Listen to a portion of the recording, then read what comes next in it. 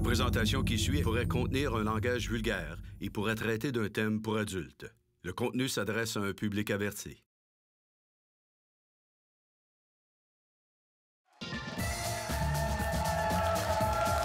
Mesdames et messieurs, veuillez accueillir le maître de la soirée, votre animateur, Jonathan Dion!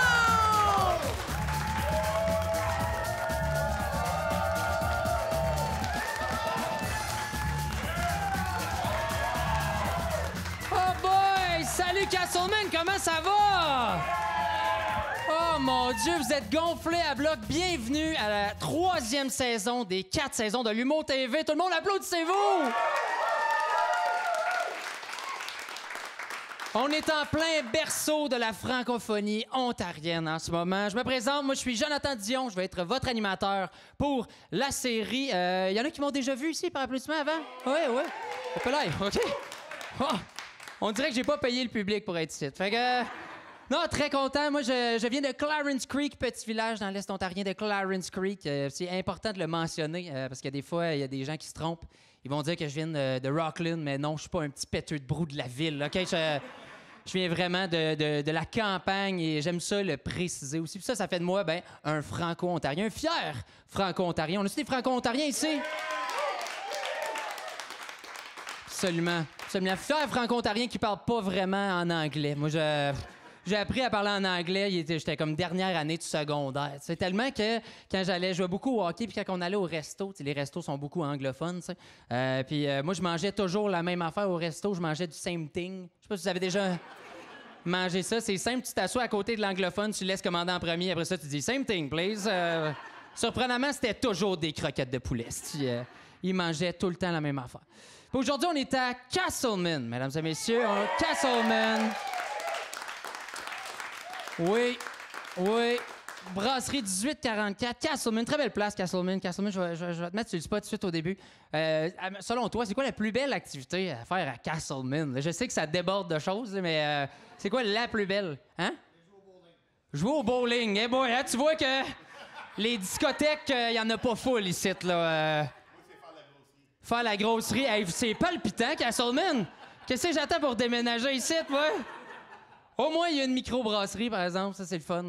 Il commence à y avoir des microbrasseries un peu partout dans l'Est ontarien. Quasiment chaque village a sa microbrasserie, que je trouve formidable. Mais moi, une affaire qui me tape ses nerfs un peu avec les microbrasseries, c'est les connaisseurs de bières de microbrasserie qui viennent avec. Tu sais, là, mon frère, il est exactement comme ça. Lui, il a même une application dans son téléphone. Il prend une photo de chacune des différentes bières qu'il a bu dans sa vie, comme si sa mission, c'est de toutes les boire. Il y a clairement un problème, tu sais, là. Mais il y a tout le temps une anecdote avec la meilleure IPA qu'il a déjà bu. Ils ont tout le temps un peu la même histoire. C'est tout le temps une espèce de... ouais, fait que j'étais parti dans un voyage spirituel. Ils ont une moustache de même. Voyage spirituel. Un moment donné, je suis arrêté dans le coin de Castleman, OK?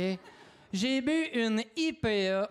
Ma foi, ça a changé ma vie, OK? Je t'explique un peu. C'était une IPA, OK, faite avec un houblon écrasé par Joe Monferrand lui-même, OK? Ça a été brassé dans le canot de la chasse-galerie, mesdames et messieurs, OK? J'ai pris 2 gorgées, je suis tombé dans le coma pendant 3 semaines. Qu'est-ce que c'est ça, même, pour vrai, là? Pourquoi il y a autant de sortes de bières? Je ne comprends rien. Tiens, mettons, je te réutilise. Toi, ta bière préférée, ça serait quoi? Bud Light? Ah ouais, hein? Nice. Fait que toi, la controverse, ça t'affecte même pas. Je suis content. On peut-tu l'applaudir, gars? Lui, il va continuer à boire de la Bud Light. On est ici pour ça. Juste à côté, si on a un drink de choix, ça va être quoi? Un seltzer va faire, tu m'expliques. Je suis pas tant connaisseur, moi. Ouais, c'est ça. Moi, je fais de l'humour rien qu'en français. Moi, l'anglais, là, pas ici pour ça. Ça veut dire quoi, seltzer? Seltzer, c'est comme une eau pétillante avec la saveur. Eau pétillante avec saveur, OK. Ça va être rock and roll la soirée. Ça va être ma table de rock and roll. On peut les applaudir. Merci de vous prêter au jeu. Merci. Merci beaucoup. On a une belle brochette d'humoristes pour vous autres. Très content d'être là pour la saison 3. Station, on a repris le nom de Station 4 saisons. Je ne sais pas si vous connaissez la région, là, mais le Station 4 saisons, avant, il y avait ça, salle de spectacle à Hammond. Puis c'était une des premières places qui donnait la chance aux jeunes franco-ontariens comme moi d'aller faire nos premiers shows d'humour. Puis là, on continue la formule ici aujourd'hui. Puis on va sûrement être moins gonflé parce que quand on faisait des shows aux Station 4 saisons, on faisait notre premier show à vie, mais on sortait de là gonflé à bloc comme si ça faisait 25 ans qu'on avait de la carrière là-dedans. Là, là. C'était incroyable. Je sortais de là, je suis comme, man, je suis un humoriste, yes! Puis à ce moment-là, j'avais un numéro sur le fait que j'avais fait un pet sauce dans un bain. C'était pas de la grosse humour. Fait que très content de vous présenter mes invités qui s'en viennent à l'instant. Des bons invités du monde local. On va leur permettre de pouvoir se produire ici. Ça vous tente-tu de les voir, mesdames et messieurs? Plus fort que ça vous tente de les voir? All right. On commence avec une première invitée, une bonne amie à moi. On a commencé pas mal en même temps. Elle vient de graduer de l'École nationale de l'humour. Elle est originaire de l'Ontario. Faites un maximum de bruit pour Rosalie Lacroix, mesdames et messieurs! Rosalie Lacroix!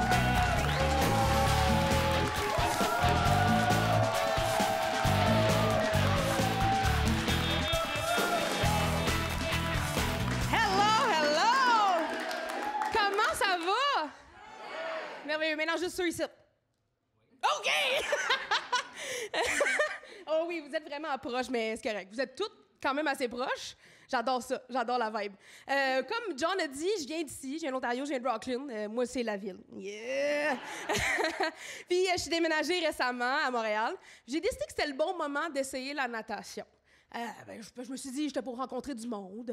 C'est bon pour le cardio. Anyways, 90% du sport, c'est flotter. J'ai ça pour moi. Fait que je me lance, mais la seule affaire que je savais pas, c'est que les mercredis, à la piscine libre, il y a des nageurs professionnels qui s'entraînent, là. Oui, tu sais, le genre que pour se donner un petit défi, ils nagent avec leur médaille au cou. Ouais. Fait que là, je suis dans le vestiaire, je m'attends à rien, là. Je sais pas quoi faire, je suis comme la, mon maillot, toute le kit, blablabla. J'ouvre la porte et... Tabarnouche! Hey, t'as 5 Michael Phelps qui nagent comme s'ils auditionnent pour jouer dans Magic Mike. Ça nage. Pis ça, on cote, là. Sont toutes cotes, là. Je veux dire, quand t'es beau avec une tuque en latex, pas besoin de battre tes records personnels. T'as gagné. Donne-moi une chance.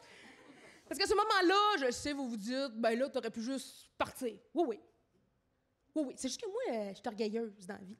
Fait qu'au lieu de ça, non, je me suis dit, c'est un bain. Va te baigner. T'es un gros bain, tout le monde peut aller là-dedans. T'es un poisson. Oh oui, non. T'es un beau poisson rouge de femme forte. Fait que là, je suis entrée vite là, parce que je me parle un petit peu à haute. Puis avant même que je mette mon petit orteil dans l'eau, on m'arrête. C'est le couloir des rapides qu'on me dit. Et là, je vous ai pas encore dit que, dans le fond, la natation, pour ceux qui connaissent pas ça, là, c'est 4 couloirs. Là. C'est comme une piscine séparée en 4 couloirs. Mais moi, je l'ai appris sur le tas. Mais ça a l'air que le premier couloir, il est réservé pour les trous de cul.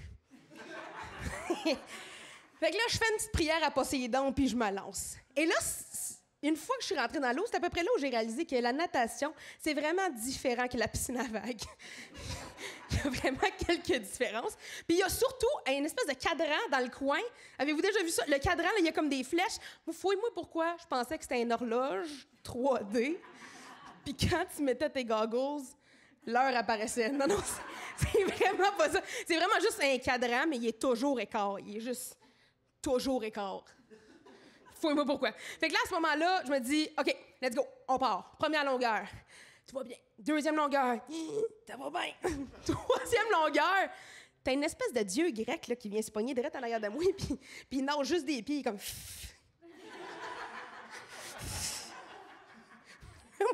Sur le coup, j'ai aucune idée de qu'est-ce qui se passe. Je suis comme, voyons donc, mais mon orgueil comprend assez vite qu'on essaye de me dépasser. Et j'ai bien beau pas connaître ça, la natation, c'est pas vrai que je vais perdre. Fait que je me donne, je nage. Au virage de bord, je perds tellement mon souffle, mon rythme cardiaque, c'est la petite ligne au fond de la piscine. J'ai fini. Le lifeguard, il me voit, il pense que tout va bien, il essaie de m'encourager avec son petit sifflet, comme à l'aide. À un moment donné, il réalise que j'ai de la misère, fait qu'il me dit, va dans le pas creux. Ben oui. Eh oui, il est où ton pas creux? J'ai jamais trouvé. Tu vas à grandeur, jamais trouvé le pas creux. D'un bras, j'essayais de me garder au-dessus de l'eau et de l'autre, je cherchais mon plaisir. Mais il est où? Il est où, ce plaisir? Là, après 3 longueurs, comment vous dire? Je suis tannée. Je veux m'en aller. Et là, pas par les marches, là. Non. T'es orgueilleuse, moi. Fait que je décide d'imiter mes boys, puis je me pogne sur le bord de la piscine. Et le moment que mon haut du corps est sorti de l'eau, la gravité m'a crissé une volée. Je suis retombée dans l'eau. C'est la bombe la plus courte que j'ai faite de ma vie. Puis à ce moment-là, c'est mon pire cauchemar, OK, la gang, parce que je suis rendue dans le couloir des rapides. Fait que la panique me pogne, je ne sais pas trop quoi faire. Je connais pas les protocoles de la piscine qu'il faut passer en dessous. Là. Fait que je me garoche sur le top de la corde. Je me mets à spinner là-dessus. Mon maillot, il est pogné. J'étais un poulet rôti Saint-Hubert. J'étais à la ronde. Ça spinne. J'avale l'équivalent d'un gallon de chlore. As-tu déjà eu chaud dans de l'eau? À un moment donné, ça se m'est arrêté de spinner. Puis c'est à peu près à ce moment-là là, où je me suis rendu compte qu'il y avait une petite brise là, au niveau des coquillages. Oui, j'avais les ménés à l'air. J'avais beau à l'air. Et c'était l'enfer. Pour vrai, je suis jamais sortie de la piscine vite de même. La dernière fois que je suis sortie de l'eau vite de même, ma mère était dilatée à 10. Vous donnez un exemple. C'est fou. Je ne peux jamais retourner à la piscine. Plus jamais. C'est dans mon passé, c'est fini. Mais ça m'apprendra à être orgueilleuse. Mais je suis pas juste orgueilleuse dans la vie. Non, je vous vois venir. Je suis aussi intense. Juste un peu. Mais c'est parce que je suis née le 8 février à 10h10. OK, pas 10h09, 10h11 au crépuscule. Non, 10h10. 10 sur 10. 100%. Intense. Intense quand j'étais jeune, OK? Avant d'aller me coucher, je faisais une prière pour tous les membres de ma famille parce que j'avais peur qu'ils meurent pendant la nuit. Oui. Pour moi, OK, mettons là, Twilight. C'est l'apogée du cinéma. C'est du Christ de génie. Le gars brille. Shine bright like a diamond. Fait que là, je vous ai un peu prouvé que j'étais intense, là. Eh bien, j'ai trouvé quelqu'un encore plus intense que moi. Un gars, Marc-Antoine. On est sur notre 2e date. Et il me dit « Je t'aime. » Et oh! Quoi? Là, je suis comme, ben non, écoute, on apprend encore à se connaître. Là. Je veux dire, tu me connais pas, Marc-Antoine, là, tu sais. Mettons, tu sais pas que moi, à 16 ans, je me suis déjà chié dessus en allant à l'école, puis j'ai dû faire une présentation orale nu cul. Il sait pas ça! Il sait pas! Non, mais non, ça va, Marc-Antoine, je connais même pas son dernier nom. Elle sait pas. Elle sait pas. Non, mais c'est quoi? Je veux dire, je comprends, là. Mais, regarde, moi, ça fait 26 ans que je me connais. Puis ça en fait 2 que je me trouve sympathique. Tu veux dire, toi, tu vas arriver avec 3 heures d'expérience dans le forfait Rosalie. Tu vas me dire, je suis l'amour de ta vie. Je dis, ça va être quoi quand on va avoir passé une nuit ensemble? Tu vas me réveiller en me faisant un slam de tes noms de bébés préférés. Je dis, Yvan, t'es comme le vent qui va vers Coralie, qui a peur de son lit depuis que Marco est... C'est lourd. J'avoue que 3 heures, c'est pas beaucoup pour apprendre à connaître quelqu'un. Je vais lui donner ça. Mais mettons, moi, je suis allée voir le concert de Pitbull. Puis après 2 heures, mettons, on avait fait le tour. Le tour du monde, Mr. Worldwide! Excusez. C'est mon gag préféré. T'es qui, là? Non, je vais arrêter. OK, j'arrête. Fait que là, je pense que ça va finir là, OK, avec Marc-Antoine. Je pense qu'on va juste passer à autre chose, continuer la conversation. Non, lui, il décide de me le redire une 2e fois. Il est comme, je t'aime. Non, c'est ça. Non, c'est ça. C'est que la première fois, je t'avais entendu, OK? Le silence, c'était un choix. Fait que là, parce que dans la vie, t'es pas obligé de dire « je t'aime » pour que le message passe. On s'entend. Là. Je veux dire, moi, j'ai un ex. Il m'a jamais dit « je t'aime ». Mais à tous les jours, il m'apportait une danoise fraîche. Si ça, c'est pas de l'amour, c'est un boulanger. C'est... Non, vraiment, c'est un boulanger. Aussi, dans la vie, tu peux pas croire tout ce que tout le monde te dit. Je veux dire, moi, mettons, là, quelqu'un m'a déjà dit qu'il était Spider-Man. Puis, spoiler alert, ça n'était pas à Spider-Man. Il avait 4 ans, puis il voulait des bonbons. Eh oh!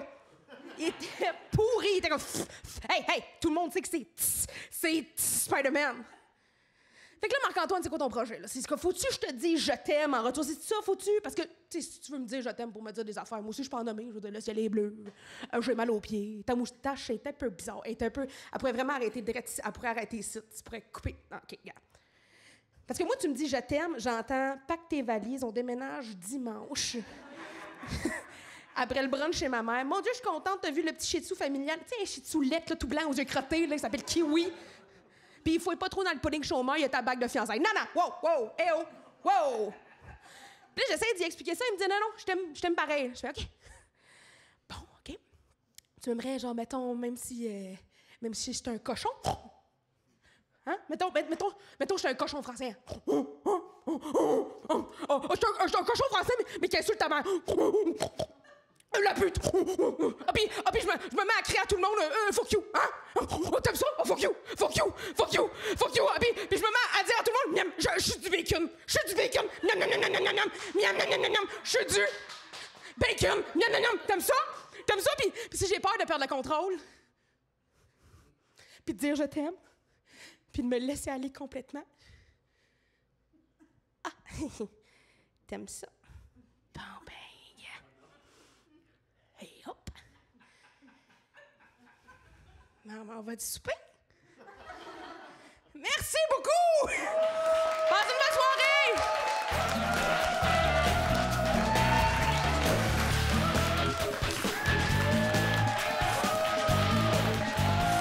Mesdames et messieurs, c'était Rosalie Lacroix! Wow! Rosalie Lacroix! Excellent! J'étais tellement content de l'entendre dire qu'elle venait de Rocklin. Parce que ça veut probablement dire que je suis le meilleur humoriste de toute Clarence Creek. Alright, je suis probablement le seul, là, mais j'avoue, ma seule autre compétition à Clarence Creek, c'est mon père après 6 Bud Light. Là, c'est pas tant drôle, ça. Mais moi, avant de faire de l'humour, j'ai quand même fait plusieurs jobs. Parce que moi, je pense que c'est quand même important de voir un peu ce qui se passe dans le monde avant de le raconter aux autres. T'sais. Puis une affaire que j'ai faite, justement, dans l'Est Ontario, je travaillais pour une compagnie où on prenait soin de personnes qui avaient des lourdes déficiences intellectuelles. Je sais pas si c'est des gens ici, par applaudissement, qui ont déjà travaillé avec des personnes handicapées. Ah, bon, ben, c'est le seul. Ben, c'est parfait, je vais vous l'apprendre. C'est quoi? Mais souvent, tu sais, ça nous fait peur, ce monde-là. Tu sais, le monde des handicaps, handicaps mentaux, tout ça. On sait pas trop comment réagir, fait qu'on a un petit peu peur. Mais ça reste un monde qui est fabuleux. OK, pour de vrai, on en apprend beaucoup là-dessus. Puis d'ailleurs, c'est comme ça que j'ai rencontré ma blonde à son premier chiffre. On travaillait à la même résidence, OK? Ça fait genre 7 ans de ça. On arrive sur un chiffre ensemble, les deux. Je l'avais spoté. Je l'avais spoté un petit peu de loin.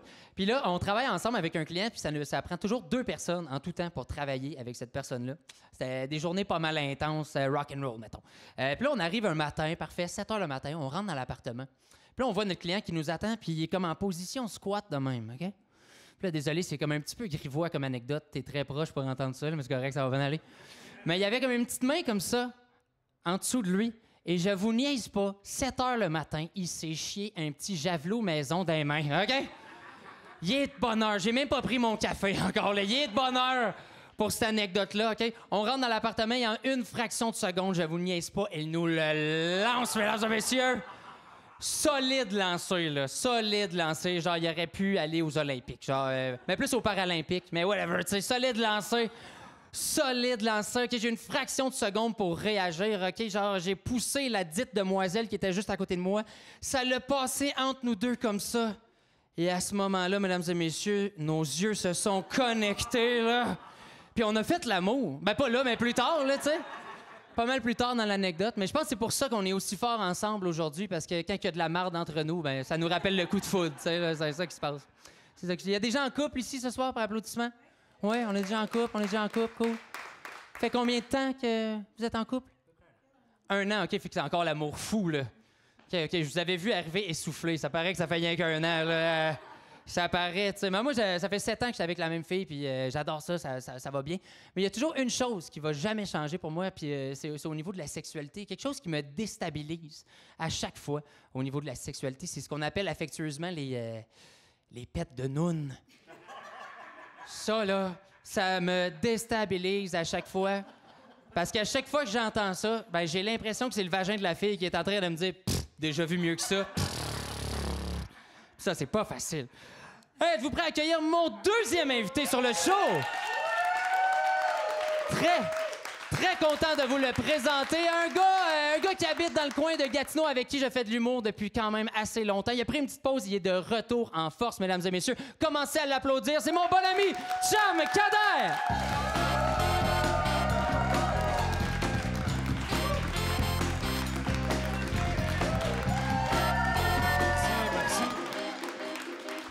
Faites du bruit pour votre animateur, mesdames et messieurs.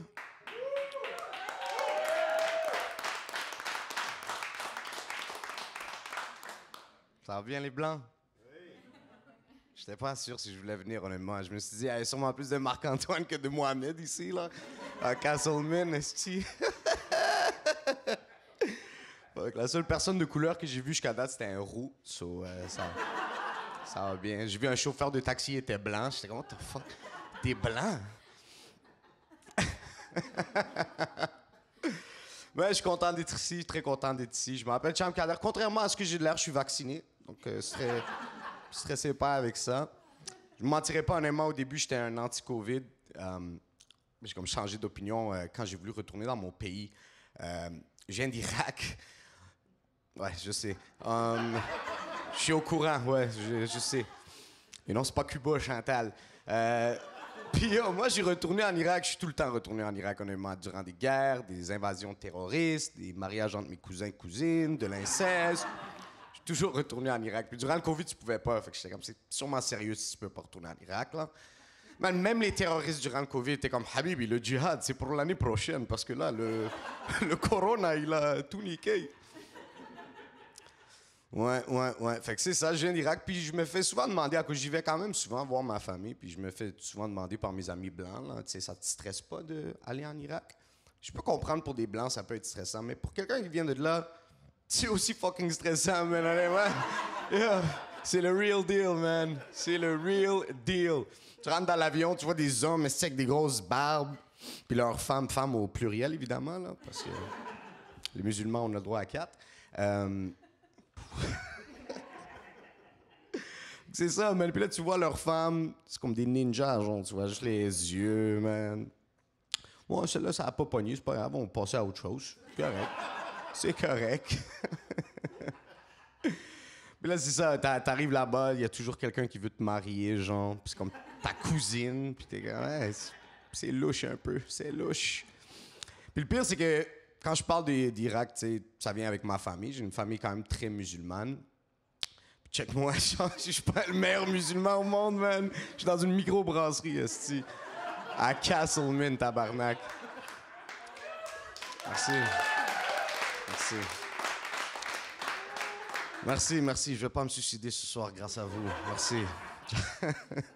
C'est ça. Puis souvent, quand je parle avec ma famille musulmane, ils me demandent, Cham, tu veux pas aller au paradis? Non, bro, je veux pas aller au paradis. Honnêtement, ça a l'air plate, le paradis. Je mentirais pas. Au bout de 15 minutes, je vais voir un ange. Je vais être comme, y a-t-il de la cocaïne ici, peut-être? Quelque chose? Au bout de 500 ans, je vais être, ce sont où mes amis, man? What the fuck? Je suis sûr que les filles sont fucking plates au paradis, man, honnêtement. Je te mentirais pas. Je sais que j'ai une grosse barbe, puis j'ai dit que je venais d'Irak, mais moi, 72 vierges, ça m'intéresse pas. Sont les putes. Oublie ça, je suis sûr les parties au paradis, c'est fucking plate. Les gars, ils boivent comme une double IPA à la citrouille, genre. C'est pas mon spot, man, c'est pas mon spot. Paradis. Mais c'est ça, j'aimerais ça avoir des enfants. Par main d'applaudissements, y a-t-il du monde qui ont des enfants ici? Oui! Vous les battez? Ça dépend quand. On est à Castleman quand même, hein? Il faut les battre. Je pense que je vais être un bon père, puis je vais taper mes enfants.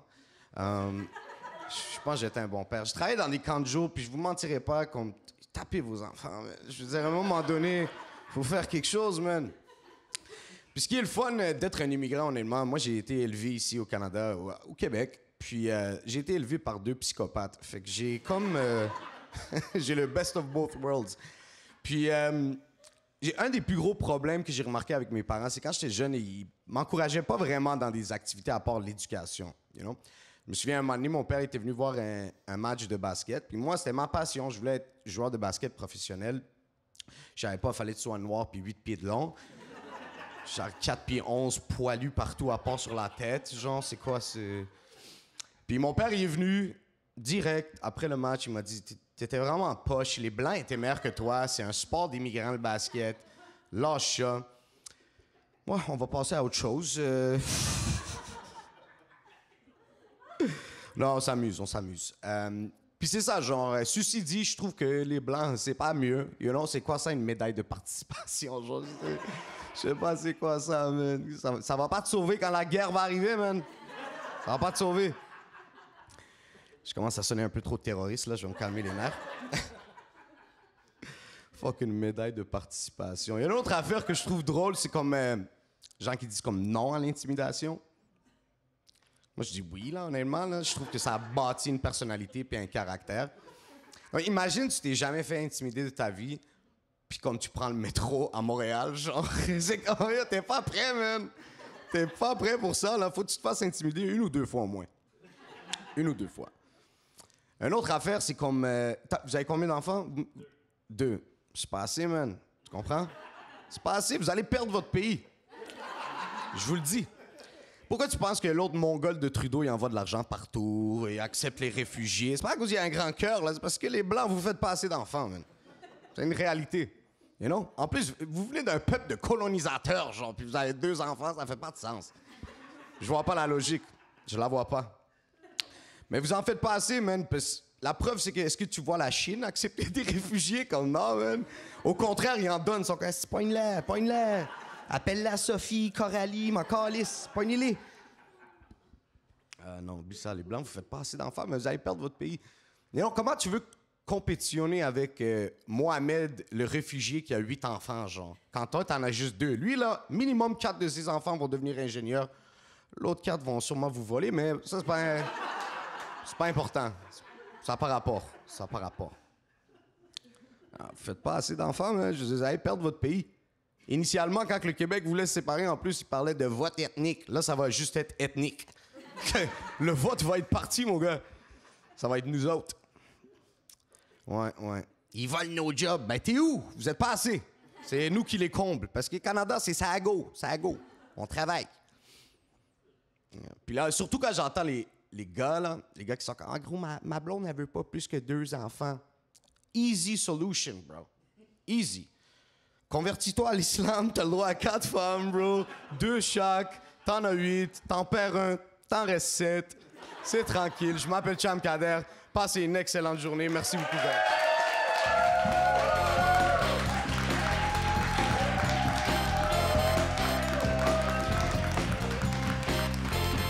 C'était Cham Kader, mesdames et messieurs! Cham Kader! Notre rayon de soleil, comme on l'appelle. C'est l'humoriste léger de notre région, là. Il finit justement en ce moment sa tournée des écoles élémentaires, là. Ça va bien se passer. Vous avez eu du plaisir, tout le monde? Oui! Encore une fois, un gros merci d'avoir été là. C'est tout pour nous ce soir. On se revoit lors d'un prochain épisode. Je vous souhaite une excellente soirée. Applaudissez-vous, cher public. Merci d'avoir été là. À la prochaine!